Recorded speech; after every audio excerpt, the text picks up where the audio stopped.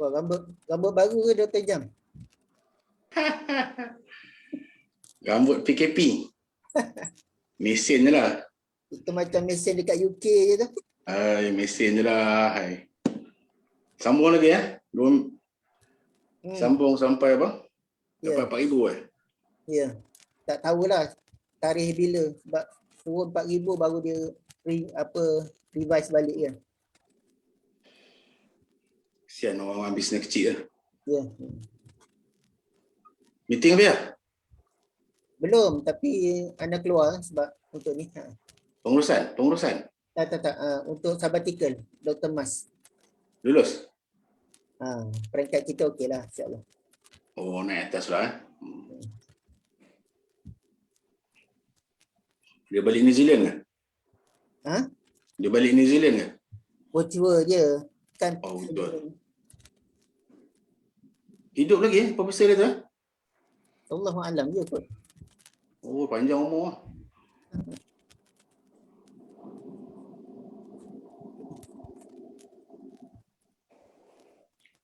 Kalau tak ada soalan macam mana ni? Soalan apa-apa Selepas nak bagi talk, tu boleh bagi soalan lah. Mungkin setengah jam yang terakhir tu kan.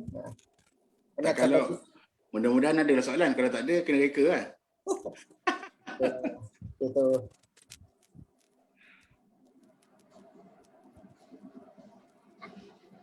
Kita ni dah live belum? Belum kan? Dah live dah. TFB pun dah live nampak tu. Ya Cik Abdul Muhaimin. Dah live ke? Belum. Emanin boleh emanin. InsyaAllah. Tak boleh sini. Ya.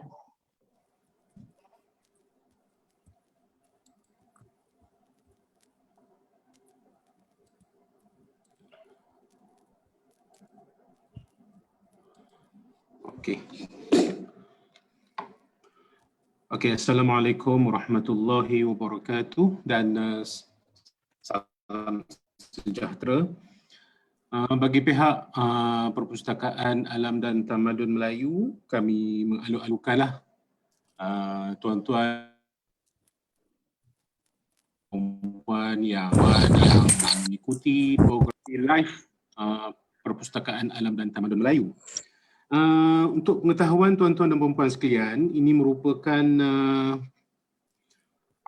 program Bual Bicara Tokoh siri keempat pada tahun ini, dan ini merupakan sebagai salah satu inisiatif oleh pihak Perpustakaan Alam dan Tamadun Melayu untuk mempromosikan perkhidmatan yang ada di Perpustakaan Alam dan Tamadun Melayu.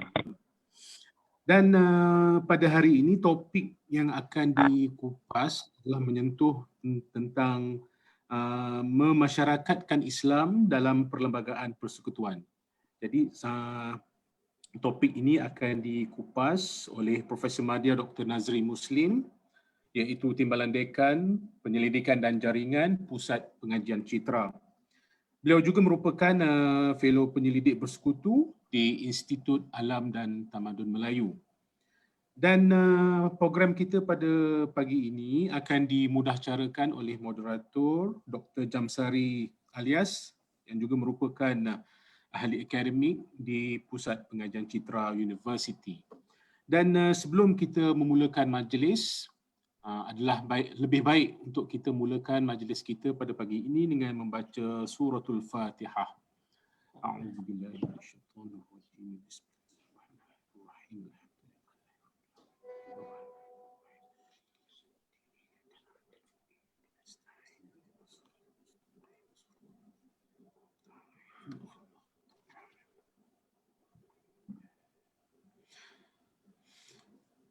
Tuan-tuan dan puan-puan sekalian, tanpa kita melengahkan lagi masa, kita serahkan program seterusnya, perjalanan program kita pada pagi ini kepada Dr. Jamsari Alias untuk mengenalikan program kita pada pagi ini. Persilakan Doktor. Ya, insya-Allah. Terima kasih Saudara Abdul Muhaimin. Bismillahirrahmanirrahim.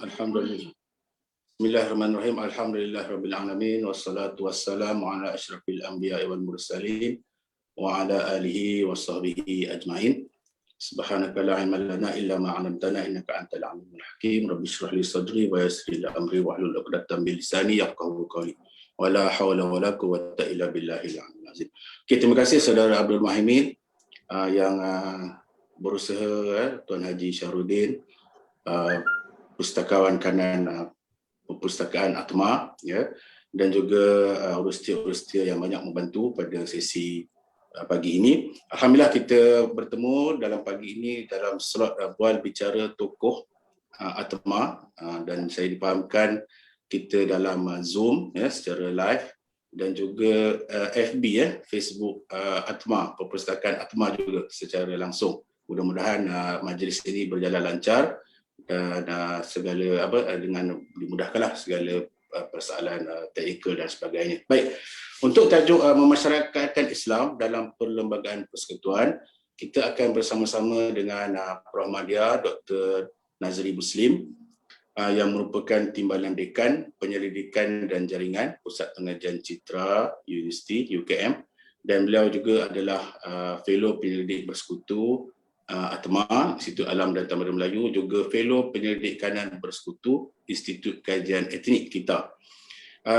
Dr. Nazri mendapat pendidikan awal di Universiti Melaya, kemudian Masters di UTM, dan PhD beliau kembali di Universiti Melaya Akademi Islam dalam menjurus kepada topik perlembagaan persekutuan ini. Jadi memanglah insyaAllah kita telah dapat seorang yang pakar lah untuk membicarakan perkara ataupun topik yang sama-sama kita dapat dengar pagi ini, dan saya rasa sangat relevan, ya, dengan keadaan kadang-kadang perkara berkaitan Islam dan Melayu yang rata-rata masyarakat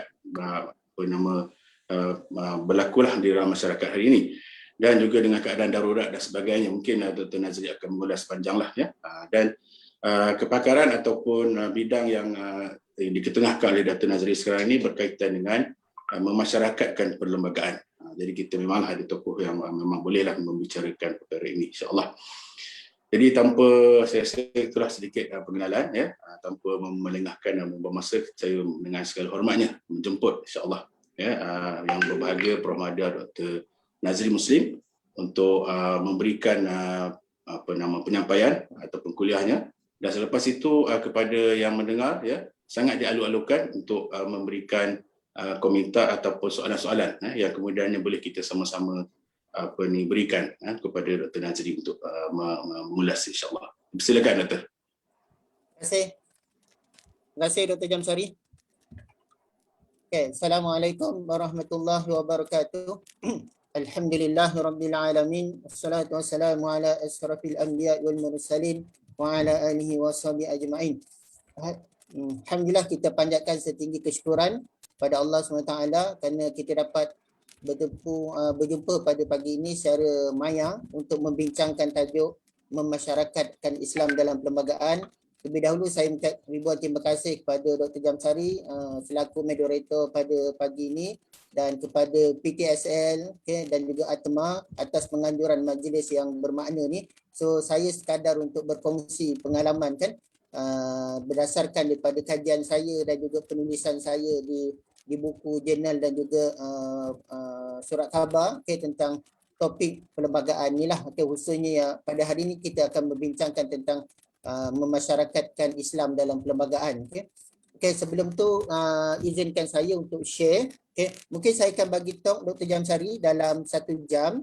So lepas tu dalam 30 minit atau akhir tu kalau ada soal jawab kita boleh bersama discussing lah. Okay. Kalau ada pandangan dan sebagainya kita boleh berbincang lah. Saya rasa dalam perbincangan akademik ni tak ada yang betul, tak ada yang salah, kan, berdasarkan hujah masing-masing, kan, insya-Allah. Terima kasih. Saya rasa itu perancangannya, dan izinkan saya untuk share screen slide. Boleh minta host untuk bagi saya laluan untuk saya share. Untuk share slide.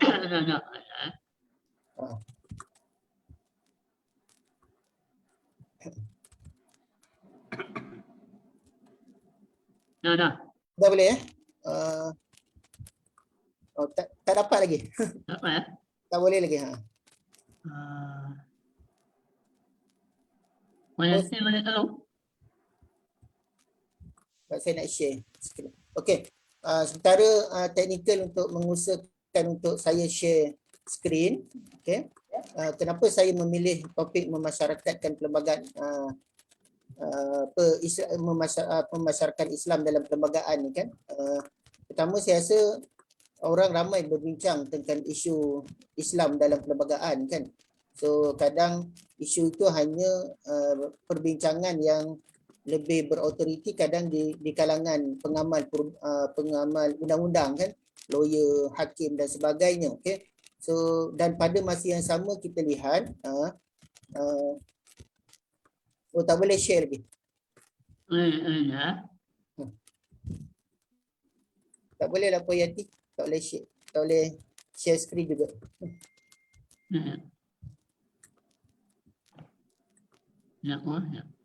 Okey, tak apa. Dan pada masa yang sama saya ingat isu tentang Islam dalam perlembagaan ni dibincangkan secara meluas oleh masyarakat awam kan, masyarakat awam termasuklah kita ahli akademik, okey. Ibu bapa kita, okey, komuniti kan, kadang pelajar-pelajar sekolah dan sebagainya. Itu satu yang menarik, okey. Bila ramai orang mula membincangkan tentang Islam dalam perlembagaan kan. So itu yang saya rasa patut kita ketengahkan konsep memasyarakatkan perlembagaan ini supaya perbincangan di kalangan apa yang pakar yang terdedah dari segi undang-undang itu tak ada masalah, tapi mungkin perbincangan di kalangan mereka yang tidak terdedah kepada undang-undang itu sesuatu yang perlu kita bincangkan supaya perbincangan mereka tidak perbincangan mereka keluarlah daripada semangat itu sendiri kan. Okey, dah boleh. Okey, terima kasih Rustia. Okey, nampak slide saya? Okey. Kalau boleh saya buat slide show. Okey. So memasyarakat Islam dalam perlembagaan persekutuan. So terima kasih sekali lagi kepada Atma atas penganjuran majlis ini. Okey. So ni nama saya. Okey, saya juga adalah timbalan dekan seperti yang Dr. Jamsari mention tadi. Okey. Fellow di Atma dan juga di kita lah. Okey. Okey, ni buku saya lah yang diterbitkan pada 2014 kan, 2013 2014 buku saya dan diulang cetak sebanyak 3 kali lah sebab dapat sambutan. Okey, lepas tu saya buat edisi yang kedua, ni edisi yang kedua. Okey, pada 2020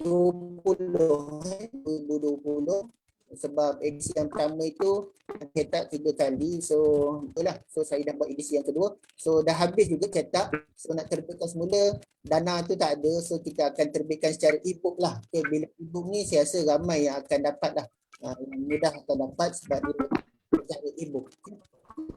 So ni sedang dalam proses untuk diterbitkan lah oleh penerbit. Okay.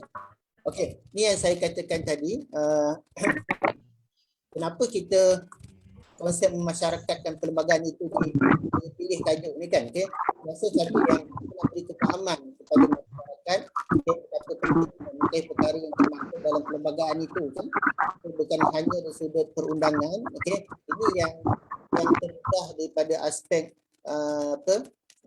perundangan, seperti yang saya katakan tadi, para peguam kita, okay, para hakim kita dan pelajar-pelajar daripada fakulti undang-undang kan, memang mereka terdedah dan mereka tidak ada masalah, okay, di segi memahami apa yang dikatakan, apa yang termaksud ataupun apa yang termaktub dalam perlembagaan, okay. Tapi pada masa yang sama perbincangan terhadap Islam dalam perlembagaan itu telah meluas di kalangan masyarakat kan, meluas di kalangan masyarakat kan, so ramai yang nak membincangkan tajuk Islam dalam perlembagaan kan, so di warung kopi ke, okay, dalam perbincangan akademik ataupun non akademik kan. So itu yang saya rasa dalam kita memasyarakatkan perlembagaan ini perlu kita tekankan.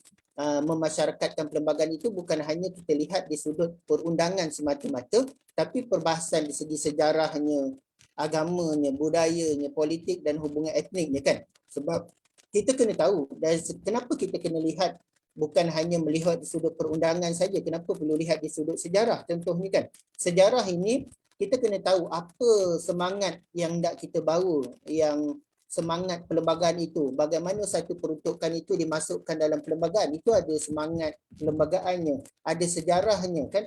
Dan bila kita mengetahui itu, so kita mudah untuk memahami kan. So kita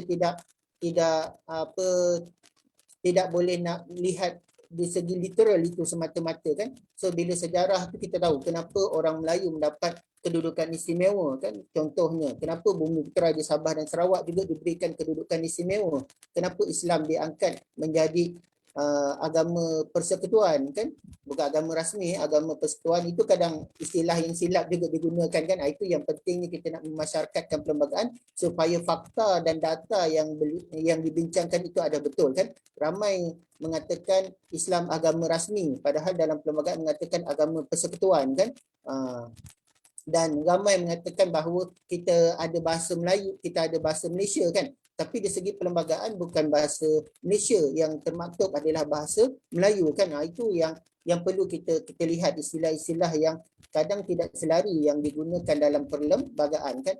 So kenapa Islam menjadi agama persekutuan kan? Itu kita kena lihat sejarahnya kan.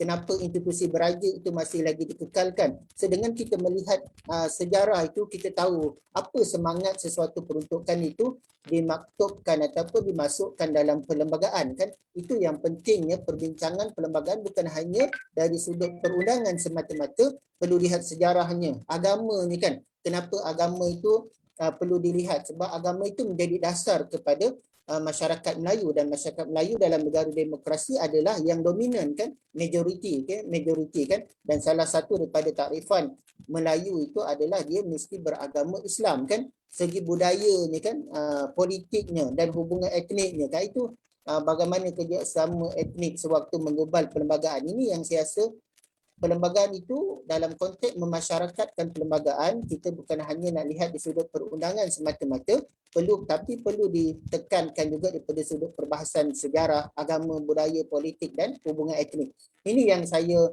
tawarkan kursus perlembagaan dan masyarakat kepada pelajar-pelajar UKM dalam kursus Citra kan, pendidikan Citra, supaya pelajar bukan hanya mereka ni daripada pelajar undang-undang kan, fakulti undang-undang, tetapi daripada pelajar fakulti sains dan teknologi, fakulti teknologi dan maklumat kan, daripada fakulti pengajian Islam kan, daripada mana-mana fakulti ekonomi, Citra sekali. So mengambil kursus ni, dan tu yang saya tekankan, perbincangan dalam kursus perlembagaan dan masyarakat bukan hanya berasaskan daripada sudut undang-undang, tetapi kita lebih menekankan kepada perbahasan di segi sejarah, agama, budaya, politik dan hubungan etnik. Kerana apa? Kerana perlembagaan itu telah menjadi perbahasan umum sekarang.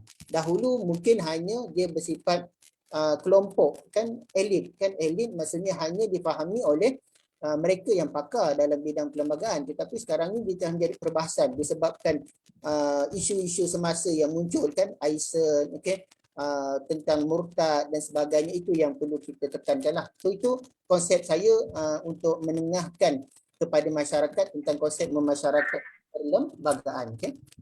Okay, ni kenapa kita perlu memasyarakatkan perlembagaan kan.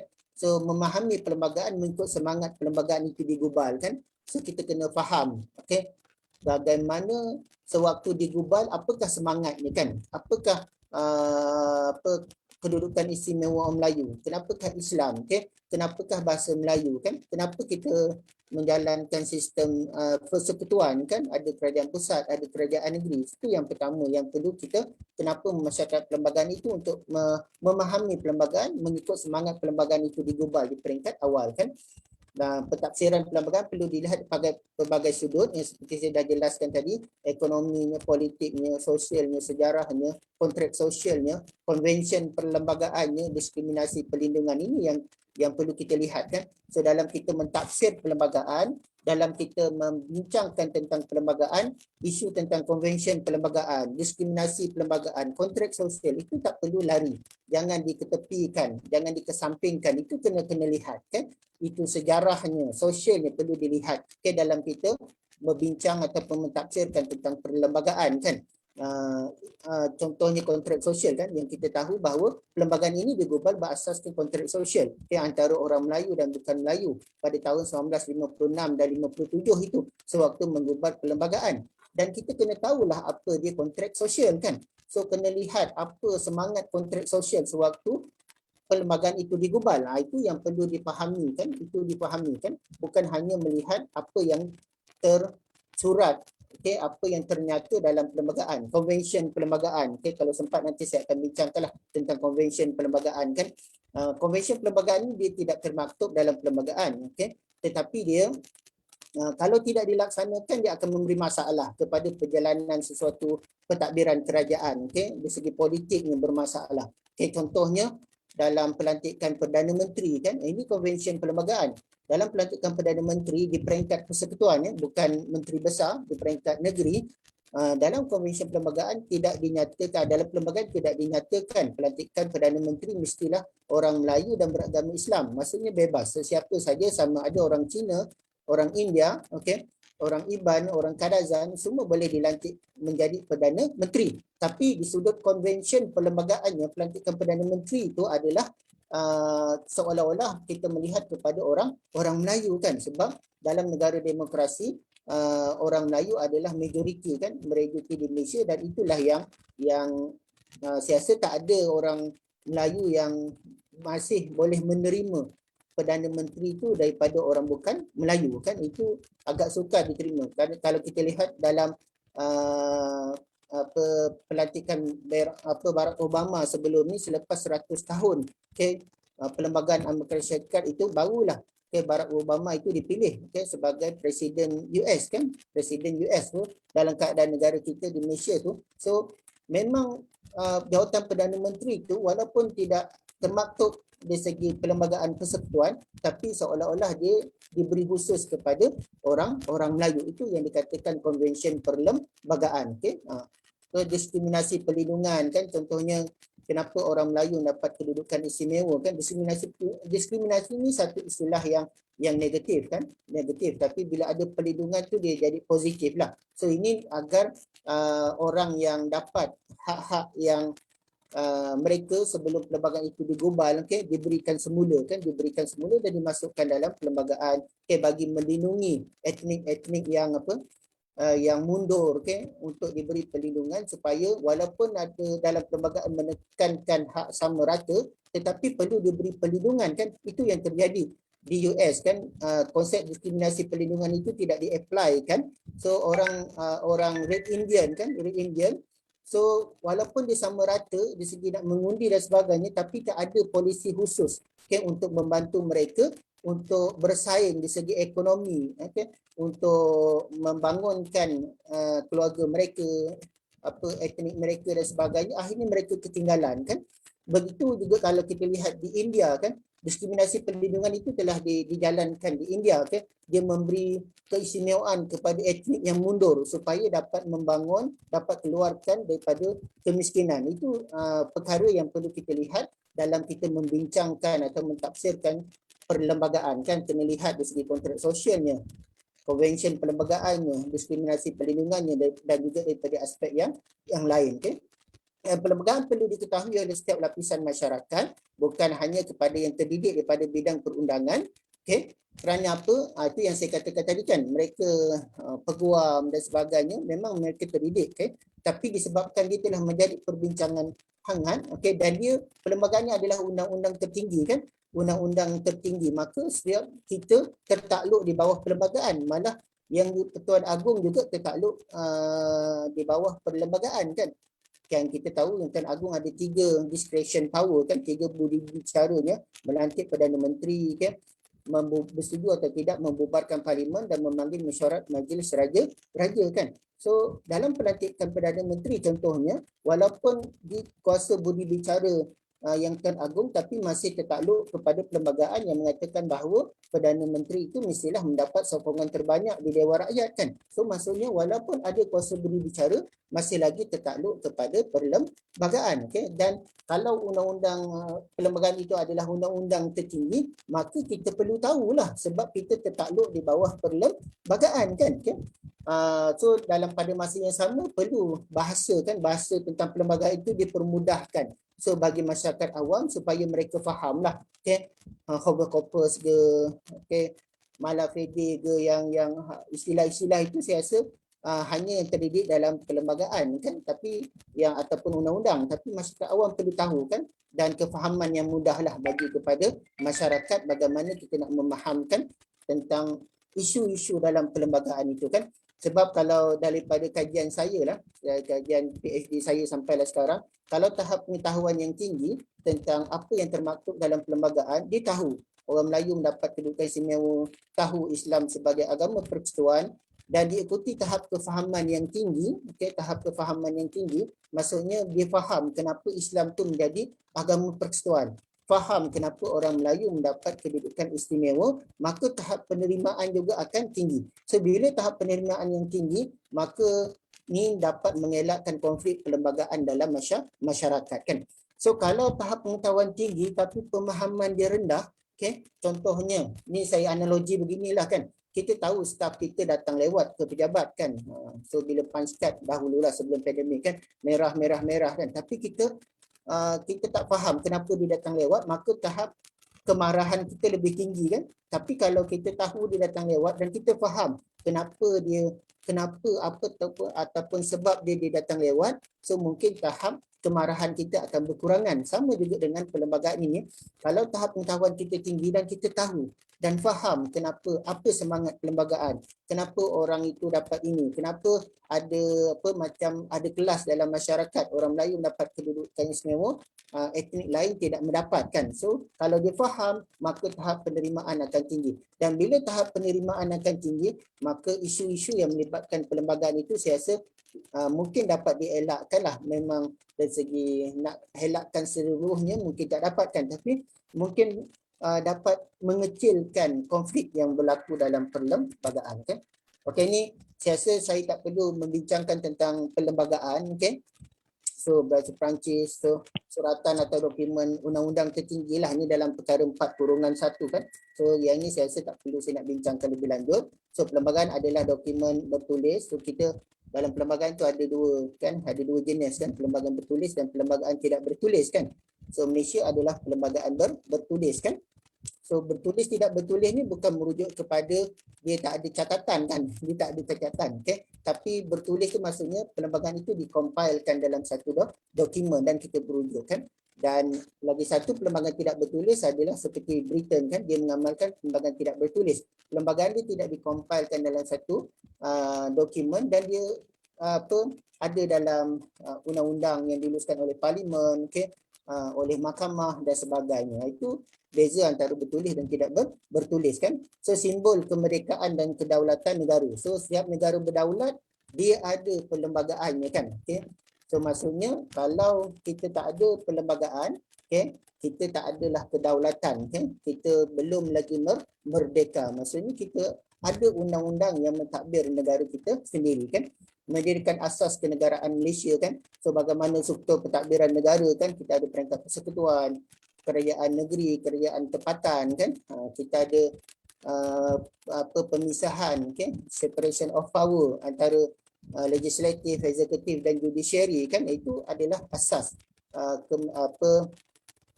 perlembagaan, asas pentadbiran negara kita kan.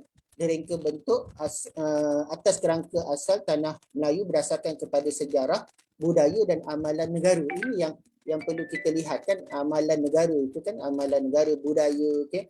Dan apa yang telah ada sebelum itu, okay? Sebelum perlembagaan 1957 di global, yang telah ada itu dikekalkan dan dimasukkan semula dalam perlembagaan persekutuan. Itu yang kita lihat nanti dalam perbincangan seterusnya. Islam itu telah ada sebelum perlembagaan 1957 di global. So bila dimasukkan dalam perlembagaan 1957, dia bukan sesuatu yang baru ataupun bermula daripada kosong kan.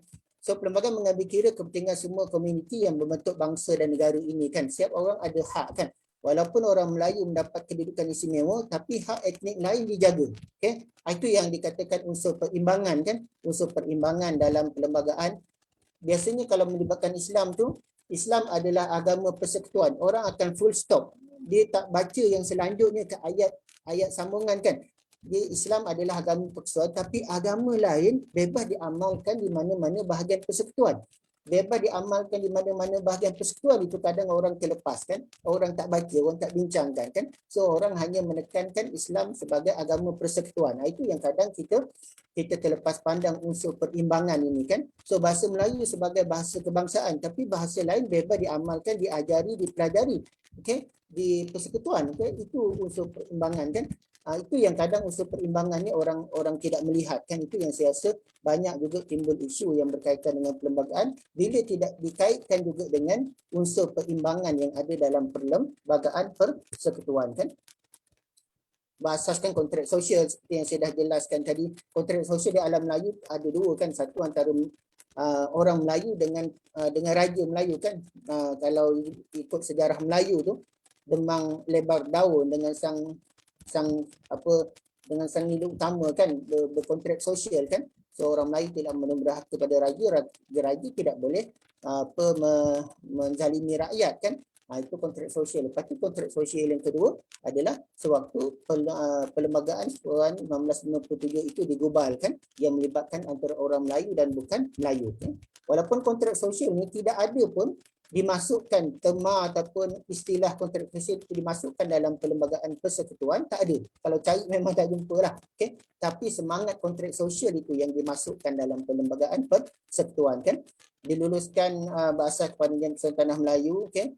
Ditandangi pada 5 Ogos oleh Queen dan Raja-Raja Melayu, okay? Manifestasi kesetia kawanan, penerimaan dan persefahaman hingga membentuk integrasi dalam komuniti, dianggap sebagai kontrak sosial bagi kepentingan hak serta warisan asal negara. Ini sedikitlah tentang perlembagaan kan.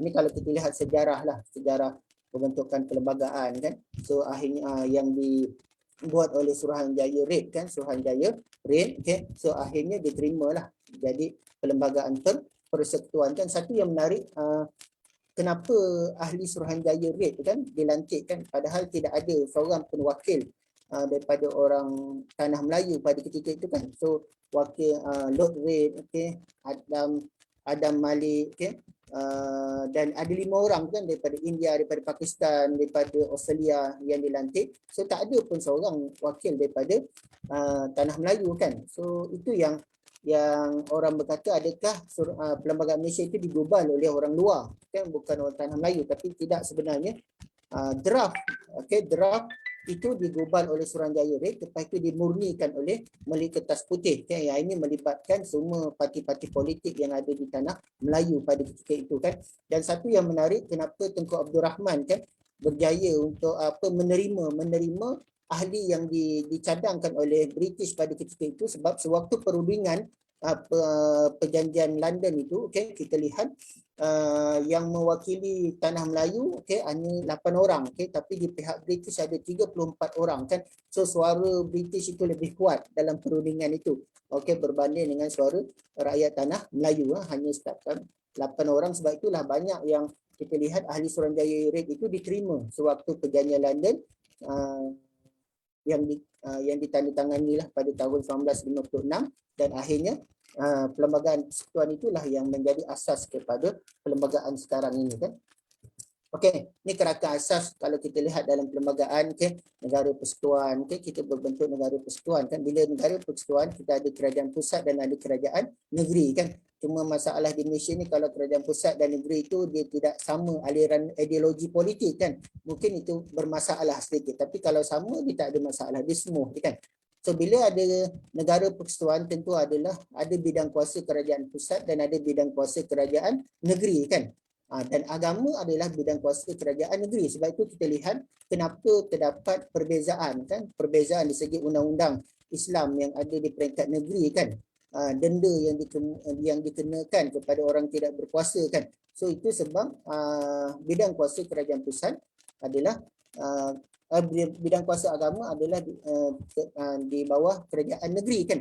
So kadang kita lihat dalam PKP ni ada negeri yang benarkan 12 orang, ada negeri yang membenarkan 30 orang dan sebagainya. Itu di bawah bidang kuasa kerajaan negeri kan. Okey, kewarganegaraan yang sama, kebebasan asasi, undang-undang tertinggi, pindaan perlembagaan kan. Satu yang menarik pindaan perlembagaan ni. So kadang orang tak faham kan pindaan perlembagaan ni. terutama yang bukan terdidik daripada aspek undang-undang lah. So kena bezakan antara pindaan perlembagaan dengan pindaan negeri, pindaan akta kan. Pindaan perlembagaan dan pindaan akta berbeza kan. Pindaan akta hanya perlukan simple majority kan. So dalam Dewan Rakyat kita ada 222, so dapat 113 undi, so itu dah boleh pindah akta. Okay, akta pengangkutan jalan, akta pertanian ke, akta universiti dan kolej universiti. Dan satu lagi pindaan perlembagaan, ini agak rumit. Okay, pindaan perlembagaan sebab dia sekurang-kurangnya perlu 2/3 majority kan. So kalau 222, 2/3 majority tu perlu dapat sokongan 148, okay, di Dewan Rakyat. Okay. Dan sekarang ni, dalam kerajaan sekarang ni memang tidak akan berlaku pindaan perlembagaan sebab kerajaan yang memerintah tidak mendapat majority, 2/3 majority. So pindaan perlembagaan tidak boleh dilakukan kecuali pindaan akta itu tak ada masalah nak dilakukan. Kita ada elemen warisan, okay, ataupun tiang seri, okay, agama, bahasa Melayu, okay, kedudukan istimewa Melayu dan institusi beraja, itu tiang seri dalam perlembagaan lah. Perkara subversif dan darurat, kita masih lagi dalam keadaan darurat kan. So kenapa perlu kedaruratan dalam keadaan sekarang ni? So kalau mengambil persidangan majlis raja-raja yang sebelum ni, so selepas dia Ogos ini tidak akan disambung kan, tidak akan disambung darurat kan. Mungkin ada kesan yang baik dan positif lah. Ini saya telah ulas sewaktu dijemput oleh Malaysia hari inilah, pada saya tak ingat bila kan, tahun ni tak silap saya kan. Okay. So ni yang falsafah keseimbangan perlembagaan tadi, okay, yang saya bincangkan tadi. So ini yang perlu kita fahami lah supaya konflik dalam perlembagaan itu dapat dielakkan ya. So dari segi Melayu dengan orang Melayu contohnya kan, okay, perkara yang menetapkan perimbangan Islam sebagai agama persekutuan diimbangi, okay, dengan peruntukan kebebasan bagi setiap rakyat untuk menganut dan mengamalkan apa-apa agama dalam suasana aman dan harmoni kan. Itu yang perlembagaannya, keseimbangannya kan. So bukan hanya Islam saja, okay, tetapi bila Islam itu sebagai agama persekutuan, dia ada kedudukan istimewa lah. Dia istimewa ataupun lebih daripada agama yang lain. Tapi di segi kebebasan untuk mengamalkan amalan agama itu telah dijamin oleh perlembagaan tertakluk kepada penyebaran agama lain kepada orang Islam kan. So begitu juga bahasa Melayu sebagai bahasa kebangsaan diimbangi dengan peruntukan bahawa tidak ada seorang pun boleh dilarang daripada menggunakan selain daripada masuk rasmi. Kan rasmi ni maksudnya hubungan kerajaan dengan rakyat kan. Dapat surat, isi borang, JPJ ke, isi borang, kad pengenalan ke dan sebagainya, itu perlu menggunakan bahasa Melayu lah. Itu maksud rasmi. Tapi dalam keadaan biasa, malah dalam sistem pendidikan kita ada sekolah rendah jenis kebahasaan Cina dan Tamil masih menggunakan bahasa ibunda masing-masing kan. Itu jelas kan, walaupun bahasa Melayu sebagai bahasa kebangsaan tapi bahasa lain digunakan dalam maksud apa saja yang boleh digunakan kan. Begitu juga kedudukan istimewa Melayu dengan Bentera Sabah Sarawak diimbangi dengan peruntukan kerajaan tidak boleh melucut, menarik balik atau menyebabkan hak kaum lain terhakis. Ini konsep keseimbangan yang perlu kita lihat kan.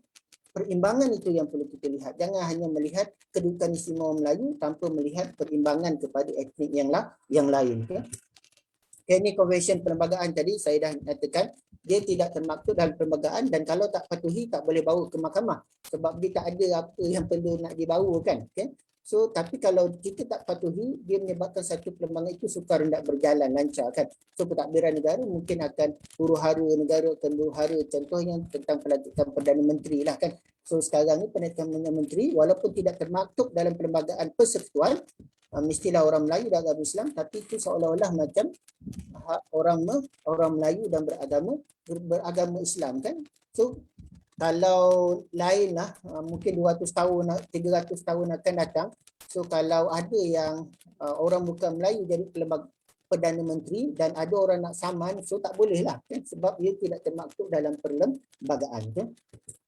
Okay, ini kontrak sosial yang saya dah jelaskan tadi. Okay, so bagaimana kontrak sosial ini menjadi asas kepada kerangka, dan kontrak sosial ini yang perlu dipahami supaya semangat perlembagaan itu faham, okay, melalui kontrak sosial kan. So kontrak sosial bagi setengah etnik Melayu contohnya perlu dipelihara kan. Bagi etnik lain kenapa tak perlu dipelihara kontrak sosial ni, sebab dah lebih 65 tahun kita merdeka kan. So kenapa kita perlu terikat dengan kontrak sosial? Itu yang kadang berlaku konflik kan. Satu pihak bersetuju, satu pihak tidak bersetuju kan. Untuk mengatasinya kita kekal kepada status quo yang ada seperti sekarang kan, supaya isu-isu yang melibatkan perlembagaan itu dapat ditangani dengan baik kan.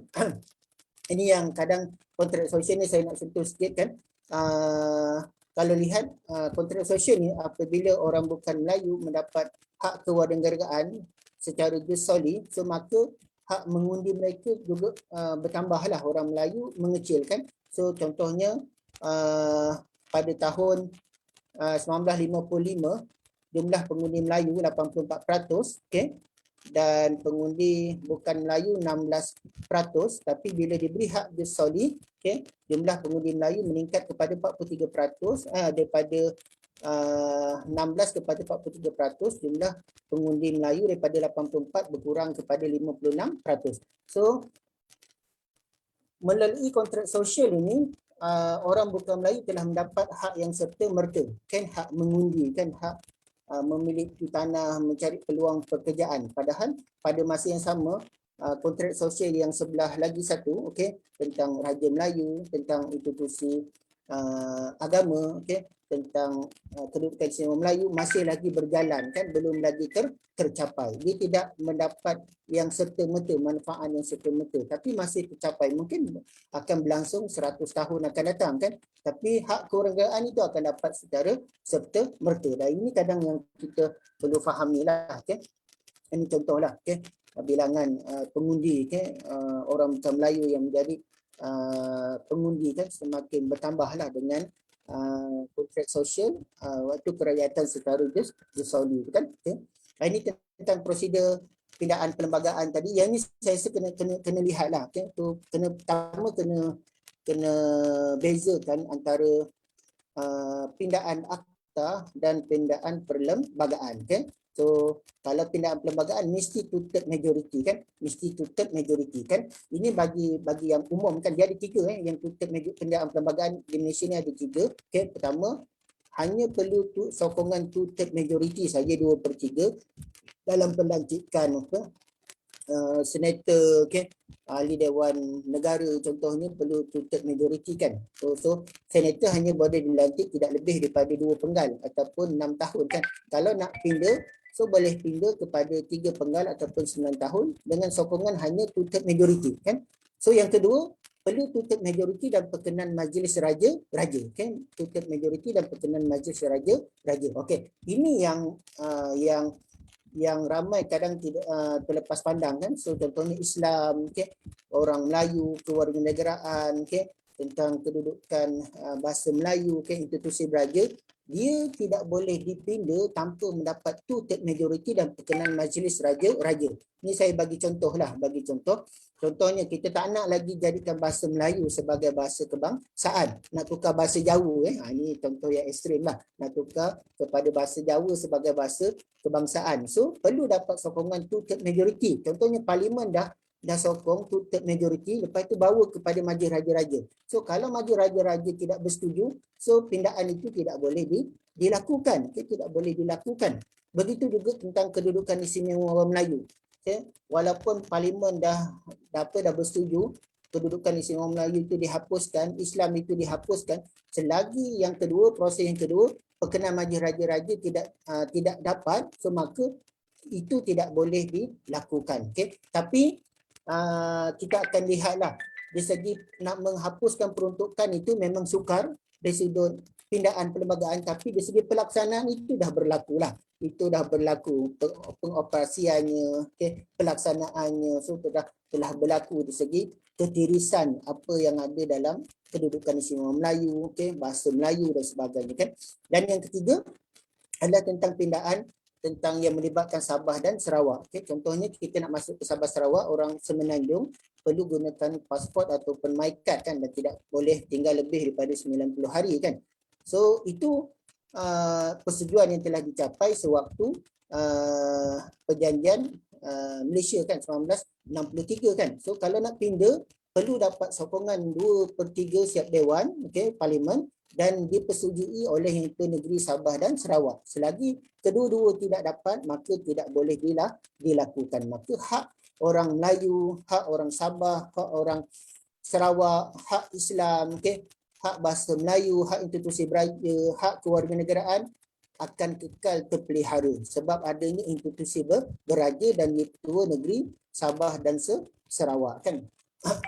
Itu dari segi sudut pindaan perlembagaan lah, Jadi elemen warisan dalam perlembagaan, So perkara 32. So Islam tu bukan hanya ada dalam perkara 3, tapi ada perkara 11, perkara 12, Kedudukan Semua Melayu bukan hanya perkara 153, tapi perkara 8/5/F, kan. Bahasa Melayu bukan hanya perkara 152, ada perkara 160 lah. Yang tu tentang Islam, tentang Kedudukan Semua Melayu nanti bulan Ogos nanti insyaAllah saya akan bagi talk juga dalam program anjuran ATMA tentang memasyarakatkan Melayu dalam perlembagaan persekutuan, kan. Okey, ini kita lihat Islam. Okey, baru masuk topik, banyak betul. Dr. Jamsari bincang. So terlebih ada 20 minit Dr. Jamsari.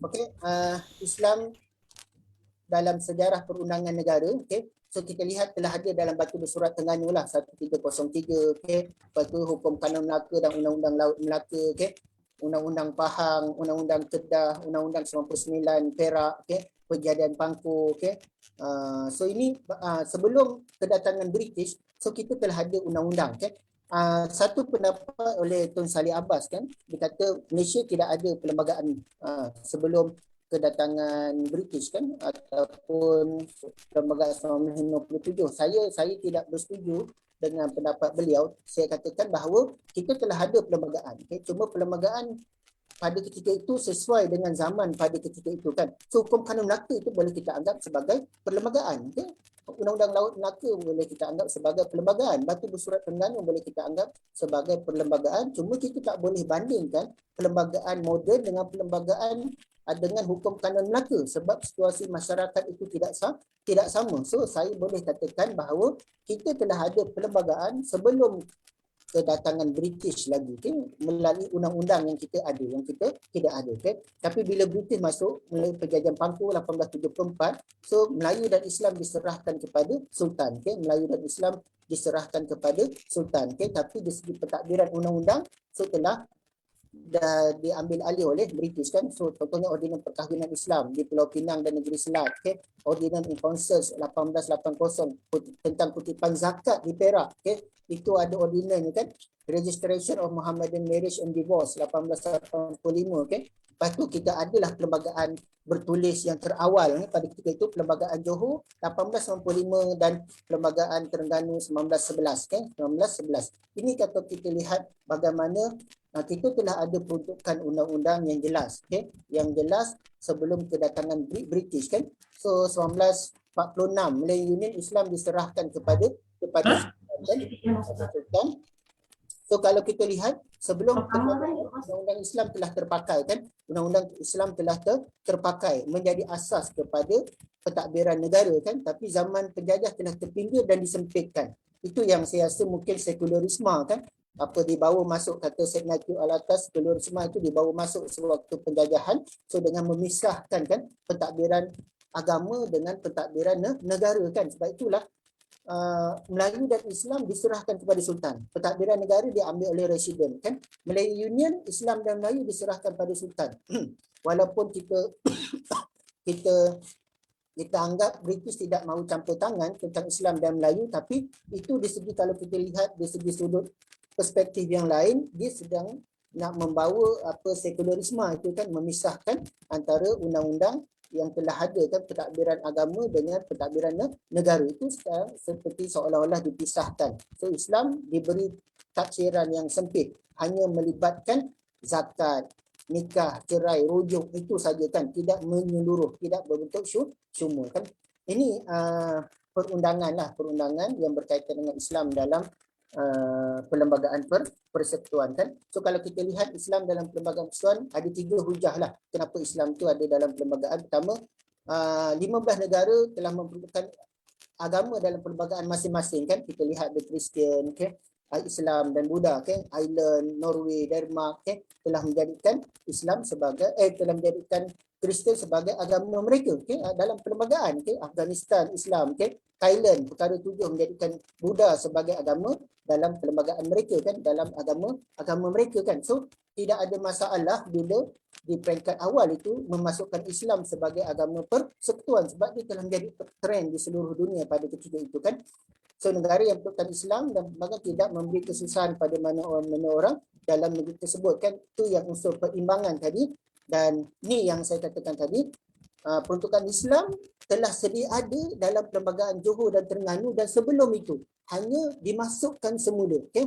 Dia bukan bermula daripada zero. Itu yang perlu kita tahu di segi sejarahnya, bahawa Islam itu telah ada, peruntukan Islam telah ada, bukan hanya bermula 1957 dimasukkan dalam perlembagaan persekutuan. So Islam telah ada dan telah dimasukkan semula lah, bukan sesuatu yang baru. Itu ada setengah pendapat mengatakan dari segi kontrak sosial orang Melayu tidak mendapat apa-apa sebab perkara itu telah ada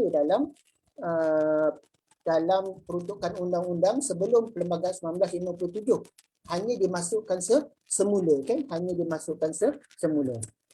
Ya, tafsiran dalam perlembagaan terbahagi dua lah. Satu mengikut tafsiran mahkamah, satu pandangan sarjana lah. So mahkamah masih lagi menganggap perlembagaan itu hanya terbatas kepada soal-soal upacara dan ritual agama sajalah. Doa sewaktu tilawah Al-Quran, doa sewaktu pembukaan parlimen, okay? Tidak membawa implikasi apa-apa.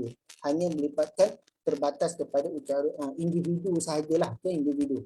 So pandangan di segi sarjana, Sheridan dan Sofiana Hasim dia bersetuju dengan tafsiran mahkamah, dan Hashim Luqsani dan Ahmad Ibrahim dia menolaklah tafsiran mahkamah. Kenapa perlu disempitkan kan? Itu sebenarnya yang diinginkan oleh penjajah bila menyempitkan Islam itu sebagai satu cara hidup kan. Islam dalam perlembagaan bukan hanya terhad pada perkara 3 tapi perkara 8, perkara 11, perkara 12, 121, 150 dan juga yang Tuan Agung dan dalam ahwal Islam kan. So jangan hanya terhadkan Islam dalam perkara 3 saja, tapi banyak lagi peruntukan dalam perlembagaan yang menyentuh tentang Islam. So itu mengukuhkan tentang kedudukan Islam dalam perlembagaan. Okay. So kita tengok kesemuan Islam 160 definisi Melayu tu yang saya katakan mesti beragama Islam, bertutur bahasa Melayu dan adat Melayu. So dalam keadaan ini kita lihat Islam itu sama penting dengan Melayu itu kan, dan tidak boleh dipisahkan menurut tujuan undang-undang. So nak mendapat kedudukan istimewa Melayu, orang itu mesti Melayu dan beragama Islam. So Islam satu yang penting dalam mendefinisikan Melayu itu kan. So itu keistimewaan Islam kan. So Tuan Agung dilantik pada raja-raja negeri dan mensyaratkan seorang raja mesti Melayu dan beragama Islam. So nak jadi Tuan Agung mestilah orang Melayu dan beragama Islam. Sekali lagi unsur Islam itu ditekankan dalam pelantikan ya Tuan Agung. Okay? Dalam sumpah memegang jawatan Tuan Agung, lafaz wallahi wabillahi watallahi dikendaki dalam Islam kan, dan supaya ini dikaitkan dengan janji untuk memelihara tentang kesucian dan kemuliaan agama Islam. So bagaimana Islam itu sekali lagi adalah unsur penting, unsur penting dalam sumpah jawatan dan perlu dipelihara oleh Yang Tuan Agung dalam sumpah jawatan beliau kan. Baginda. Perkara 3 kemudian 3 adalah agama Islam bagi negeri Pulau Pinang, Sabah, Sarawak dan juga wilayah Raja dan Islam sebagai agama persekutuan kan. Yang Tuan Agung menjadi ketua agama kan bagi negeri yang tidak beraja. Saya selalu tanya pelajar saya, kenapa kan kita ada yang di Pertua Negeri kan, ataupun Gubernur Negeri. Di Pulau Pinang ada gubernurnya, di Melaka ada gubernurnya kan, kecuali di wilayah Persekutuan lah. Di Sabah, Sarawak ada gubernur, dan gubernur itu adalah orang Islam dan Melayu kan, orang Islam dan Melayu ataupun etnik di Sabah dan Sarawak. So kenapa tak lantik gubernur itu menjadi ketua negeri? Contoh, kenapa tak lantik gubernur Pulau Pinang sebagai ketua agama? Kenapa lantik Yang Tuan Agung? Itulah kalau kita lihat dari segi pelantikan gubernur itu dia tidak mensyaratkan mestilah orang Melayu dan agama Islam. So mana mungkin kalau gubernur itu menjadi ketua bagi negeri Melaka pada masa yang sama dia menjaga tentang kedudukan agama Islam kan. Itu yang kenapa Yang Tuan Agung menjadi ketua agama bagi negeri yang tidak beraja kan, sebab Tuan Agung itu mestilah orang Melayu dan beragama Islam kan. So Raja dan Sultan adalah ketua agama bagi negeri masing-masing Dan ini yang budi bicara raja dan sultan sangat luaslah dalam agama Islam kan. So dia tak perlu ikut nasihat dalam konteks raja berperlembagaan. So dia boleh gunakan budi bicara dia. Okay? Tuan Agong melindungi hak istimewa Melayu. So oleh kerana hak istimewa Melayu itu dipelihara oleh Tuan Agong masa sebab dan Melayu dan Islam itu dua entiti yang tidak boleh dipisahkan, maka menjaga hak istimewa orang Melayu termasuk juga menjaga dan melindungi agama Islam. Sedangkan darurat kan, sekarang ni kita darurat kan, parlimen tidak bersidang, kerajaan boleh buat undang-undang tanpa melalui proses perlembagaan, melalui proses parlimen dan sebagainya kan. So tapi dalam nak meminda peruntukan agama Islam dalam keadaan darurat pun tidak boleh. Maksudnya peruntukan Islam tu memang strong dan kekal dalam perlembagaan. So sah kerajaan pusat negeri peruntukan sejauh undang bagi peruntukan Islam di Malaysia. So perkara 12 kurungan 2 ni telah diamalkan sejak zaman pemerintahan British lagi lah. So maksudnya zaman British peruntukan kewangan itu memang telah disalurkan kepada pembangunan agama Islam. Sebab itu ada JAKIM, Jabatan Kemudahan Islam Malaysia, ada Mahkamah Syariah, ada pegawai-pegawai agama Islam negeri-negeri kan. So itu boleh dibayar daripada kumpulan wang yang disatukan kan. Cuma kalau kita lihat MUIS dan Mufti di Singapura, so jawatan itu tidak, maksudnya dia tidak ada dalam peruntukan perlembagaan kan, peruntukan sejumlah wang kan. Siapa yang bayar gaji pegawai MUIS dan Mufti Singapura adalah kerajaan Singapura. So kalau kerajaan Singapura contoh nak menarik balik jawatan Mufti dan pegawai MUIS tu, dia boleh tarik balik. So itu maksudnya sebab dia tak termaktub dalam perlembagaan. Tapi dalam Malaysia dia tidak boleh ditarik balik sebab dia telah diperuntukkan dalam perkara 12/2 kan. So itu pentingnya satu itu dimaktubkan dalam perlembagaan kan. Peruntukan Islam terjamin walaupun kadang sekalipun sebab dia perlu sokongan majoriti 2/3 dan perkenan yang di-Pertuan Agong. So selagi Tuan Agong ataupun majlis raja-raja tidak memperkenankan pelantikan perpindahan tersebut, maka Islam itu kekal. Tapi pelaksanaannya, pengoperasiannya boleh berlaku lah. Tidak ada perbezaan kecuali dalam perkara institusi agama. Contohnya kan, nak lantik penjawat awam tidak ada boleh ada diskriminasi kan dari segi etniknya, gendernya dan sebagainya. Tapi dalam pelantikan institusi agama dikecualikan. Mufti tentulah orang Melayu dan beragama Islam kan. So tak bolehlah terbuka kepada semua syaratnya kan. Pegawai agama, hakim mahkamah syariah tentulah dia terhad kepada orang Melayu dan beragama Islam kan, sebab dia berkaitan dengan institusi agama kan. Hanya undang-undang negeri boleh menyekat apa penyebaran kalangan Islam ni kami selain pada Islam perkara 11/4 inilah yang menjadi isu kan. So seolah-olah macam tidak ada satu keadilan kan. Agama Islam boleh disebarkan di kalangan orang bukan Islam, tapi agama bukan Islam tidak boleh disebarkan di kalangan orang Islam ataupun orang Melayu kan. Seolah tidak ada keadilan di situ kan. Tapi inilah telah termaktub dalam perlembagaan perkara 11/4 kan. Dan ini sebahagian daripada kontrak sosial yang telah dipersetujui kan. So maka bila kontrak sosial yang telah dipersetujui tak timbul isu saya rasa keadilan ataupun tidak adil dalam sesuatu perkara kan. Di dalam perkara 11/4 bidang mahkamah syariah terpisah daripada mahkamah sibil yang sebelum ni mahkamah sibil boleh overrule apa saja keputusan mahkamah syariah dalam perkara 121/1A kan.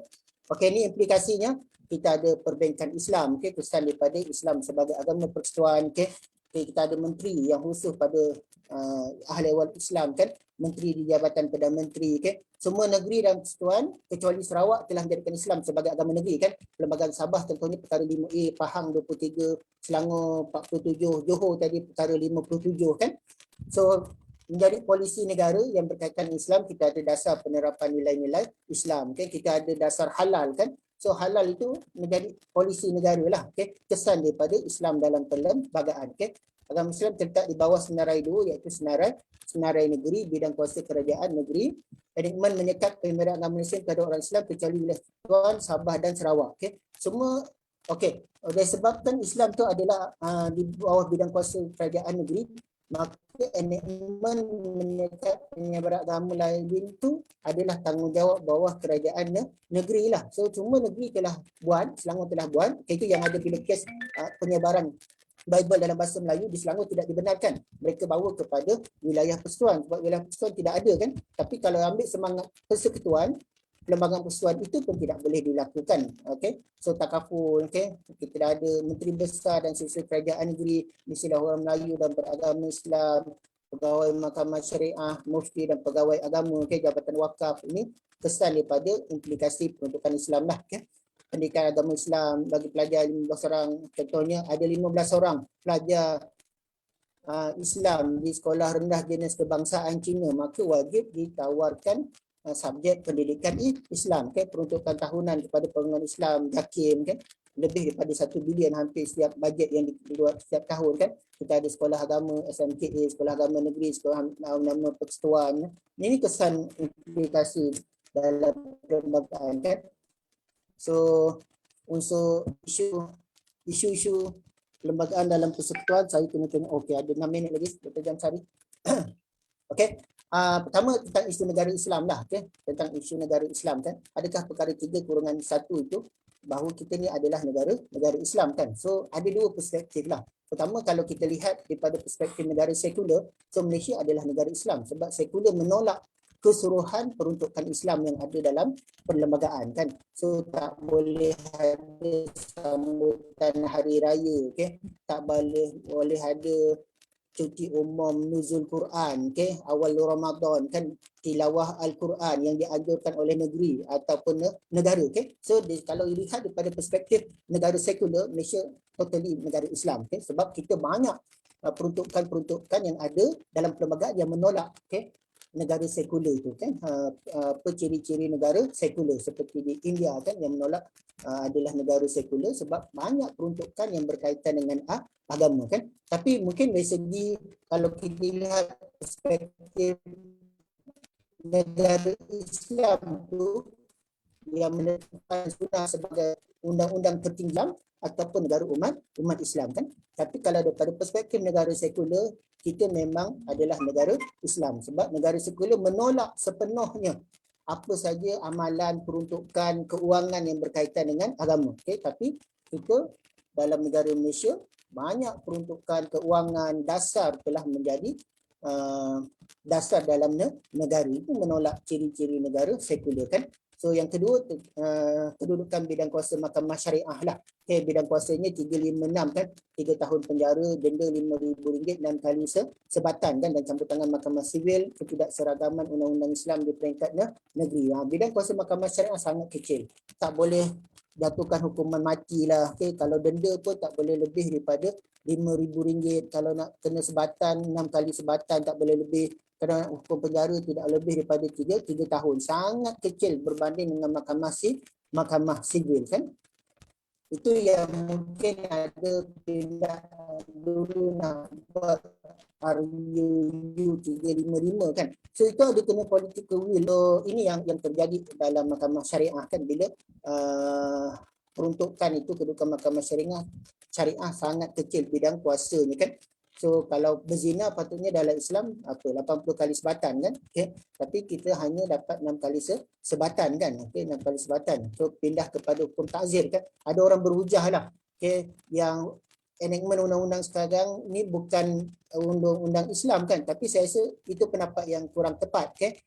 Dalam Islam tu ada hukum hudud, okay, hukum ta'zir, hukum kisah dan hukum ta'zir kan.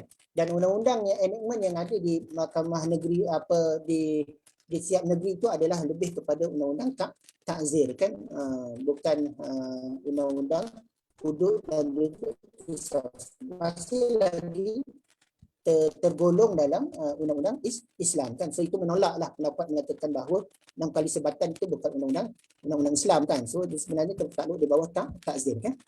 Kebebasan agama, tiada paksaan dalam agama. So Islam tiada paksaan dalam agama tu yang kita lihat bebas mengamalkan upacara agama dalam mana-mana kecuali tertakluk kepada tidak mengganggu ketenteraman awam lah. Contohnya dalam satu taman itu, contohnya saya tinggal di Taman Seri Pulai 3, 90% adalah orang Islam. Takkan tiba-tiba nak buat satu gereja yang besar di situ kan. Itu tentulah mengganggu penduduk beragama Islam kan. Itu maksudnya kalau dalam keadaan itu gereja itu tidak boleh dibina di Taman Seri Pulai 3 sebab majoriti penduduknya beragama Islam, dan ini boleh mengganggu kan di segi emosi kan, moral penduduk taman di Seri Pulai 3 yang beragama Islam kan. So kedudukan kuasa raja sebagai ketua agama berbicara tanpa terikat dengan konsep raja berperlembagaan kan. So itu adalah bidang kuasa yang jelas kan. Budi bicara ini tanpa mengikut konteks raja berperlembagaan yang melibatkan ketua agama. Dalam pelantikan yang Tuan Agong, raja kena tinggalkan semua kan. Contoh Tuan Agong sekarang daripada Pahang, bila dia Tuan Agong dia kena lantik pemangku raja kan. So anak dia jadi pemangku raja, tapi dari segi kedudukan ketua agama yang Tuan Agong masih lagi kekal sebagai ketua agama Islam di negeri Pahang, okay? Bukan pemangku raja yang pegang. So menunjukkan di segi agama kedudukan raja itu budi bicaranya adalah terlalu luas, okay? Terlalu luas. So Islam seperti Aru peruntukan kekal kerana pindaan yang ketat. So adakah Islam akan tergadai?